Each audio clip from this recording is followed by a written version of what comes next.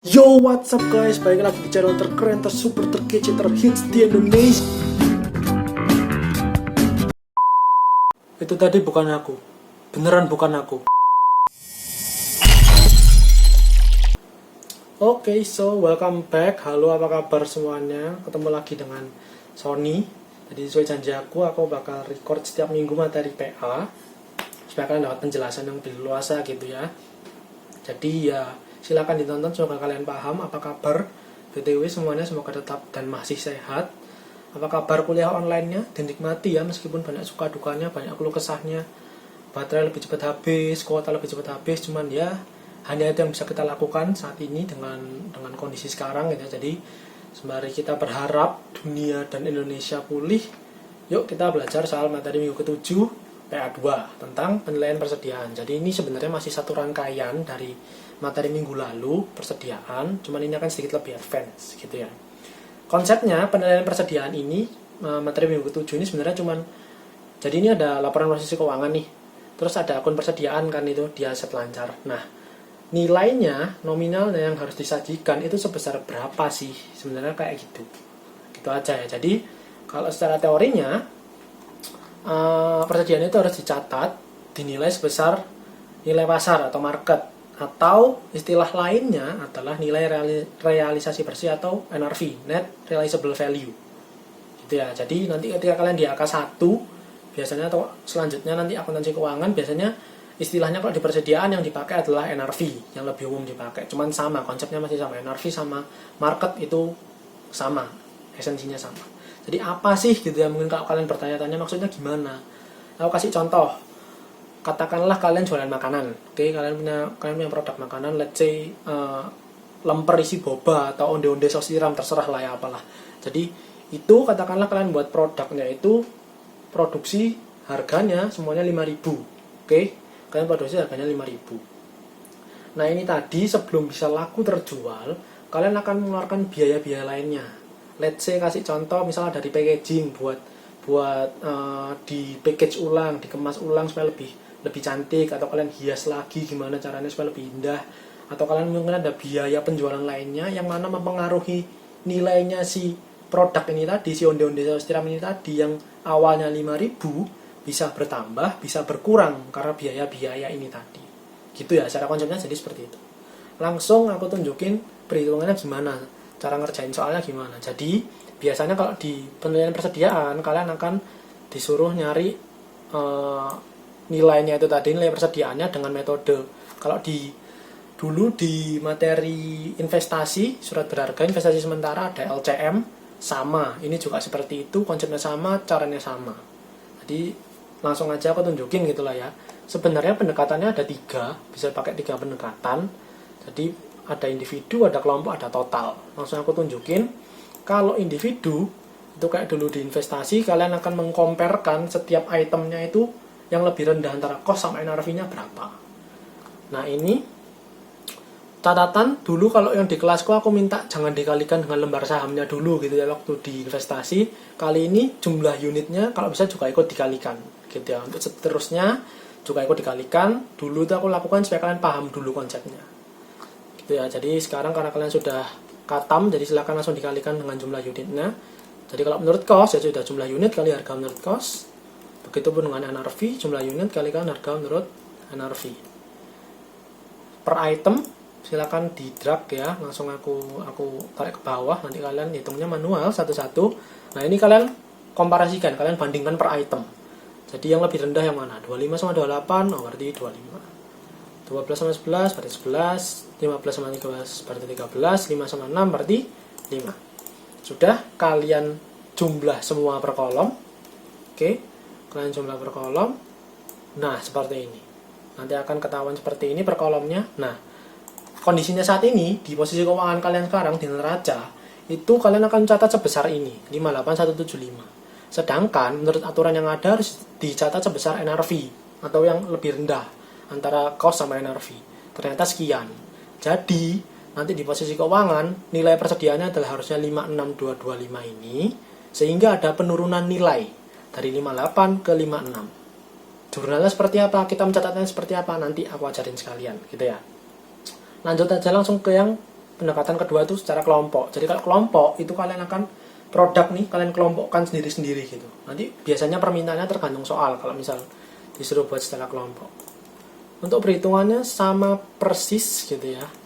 Perhitungannya sama persis. Jadi yang cost dengan cost, NRV dengan NRV. Nah, yang membedakan di sini kalian akan menjumlah, kalian subtotal itu per kelompoknya dulu. Sorry, ini aku tambahkan dulu ya. Hilang dong. Nah, gini. Jadi kalian akan auto sum, kalian akan jumlah subtotalkan per ininya, per kelompoknya AB sama AB, YZ sama YZ.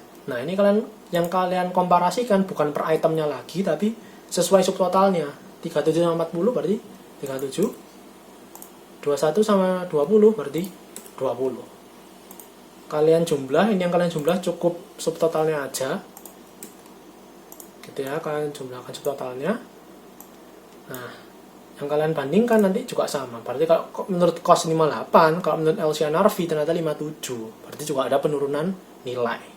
Nanti kita akan catatnya. Terakhir adalah pendekatan menurut total. Kalau total sebenarnya hanya mengulang sih kalau dari yang individu. Jadi perhitungannya sama kayak dari individu, cuman kalian nggak perlu membandingkan mana yang lebih rendah gitu ya. Jadi kalian ambil semua nih, terus kalian auto sum semua. Menurut cost berapa, menurut NRV berapa. Oh, udah selesai. Berarti kita tahu kalau menurut cost 58, kalau menurut NRV 60. Nah, kalau costnya lebih rendah dari NRV, nggak perlu dicatat. Nggak ada pencatatan, berarti tidak ada penurunan nilai kan, karena sudah yang paling rendahnya menurut cost. Sedangkan kalau yang lainnya ini tadi, menurut NRV lebih rendah, costnya lebih tinggi, sehingga ada penurunan nilai harus dicatat. Jurnalnya seperti apa untuk mencatat penurunan ini?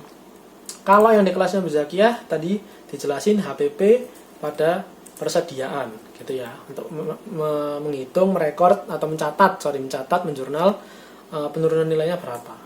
Atau bisa salah satu, bisa beban penurunan nilai persediaan pada cadangan penurunan nilai persediaan. Kayak yang dulu di investasi. Jadi ini milih salah satu sebenarnya. Jadi kalian nanti tanyakan ke dosen kalian atau ke asdes kalian jurnalnya pakai yang mana gitu ya. Kalian di kelasnya Bezakiyah otomatis pakai yang HPP pada persediaan. Seberapa besarnya sesuai dengan selisihnya. Cost dikurangi dengan LCNRV-nya, oh berarti 1950 ini penurunan nilainya. Begitupun yang ini nanti, ini pilihan, sekali lagi pilihan ya, bukan kewajiban.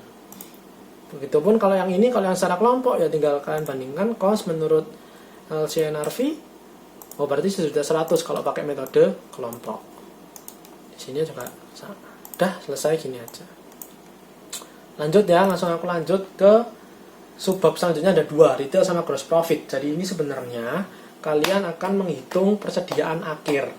Jadi konsepnya ini kalian nggak paham nggak tahu lah persediaan akhirnya itu berapa dalam perusahaan kalian.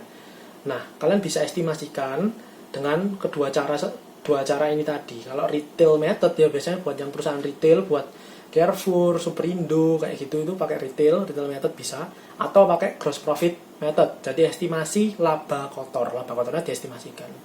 Gimana caranya, langsung aku tunjukin ya. Jadi ini biasanya kalian akan kasih soal seperti ini. Diketahui ada persediaan awal, pembelian, penjualan sama ada retur penjualan, nanti tergantung soalnya. Yang pasti kalian akan pakai penjualan bersih ya. Ngitung nanti pakai penjualan bersih.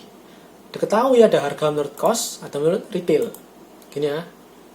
Cara ngerjainnya langsung pertama adalah kalian harus cari BTUD, barang tersedia untuk dijual. Kalian cari itu dulu. Caranya jelas ya, dengan menambah persediaan dengan pembelian. BTUD. Tinggal ditambahkan. Gitu, benang ini tinggal ditambahkan. Oke, selesai ketemu. Terus kalian akan mengurangi dengan penjualan bersih. Jangan lupa penjualan bersih. Oke. Di sini diketahui penjualannya pasti cuma di retail doang. Jadi diketahui penjualannya 70.000 dikurangi retur karena penjualan bersih ya. Nah, 65.000. Nah, ini berarti kalian tahu persediaan akhir menurut retail adalah 100 kurangin 65 ini tadi. Oh, berarti 35.000. Ini tapi menurut retail. Tugas kita adalah mencari menurut cost, persediaan akhir menurut cost. Berapakah persediaan akhir menurut kos? Gimana caranya? Bentar. Diketik dulu. Nah, caranya adalah kalian akan pakai rasio. Rasio dari mana? BTUD menurut kos dibagi BTUD menurut retail.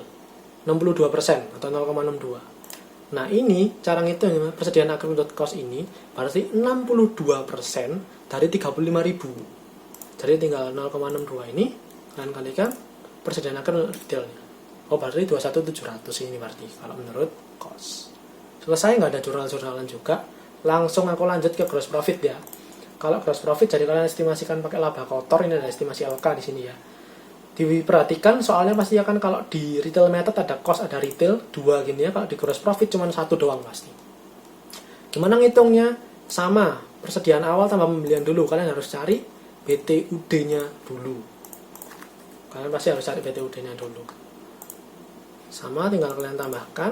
Nah, terus kalian akan mengurangi dengan penjualan nih, penjualan bersih ya. Jangan lupa, ini aku kasih contohnya penjualan doang gitu. Tapi nanti andai kata ada komponen lain yang bisa menjadikan kok penjualan bersih, dihitung juga. Penjualan bersihnya 250.000. Di sini ada estimasi laba kotor. Jadi kalian akan mengestimasikan laba kotornya ini kira-kira berapa ya. Biasanya ini adalah estimasi manajemen dari periode-periode yang lalu. Dan biasanya sih sudah dikasih estimasinya berapa persen. Jadi di sini 30% diketahui, berarti tinggal 0,3%, 30% atau 0,3 dikalikan 250.000. Oke, kalau kalian tahu laba kotornya berapa, berarti kalian bisa estimasikan berapa HPP kalian, gitu ya. Jadi tinggal penjualan bersih dikurangin laba kotor.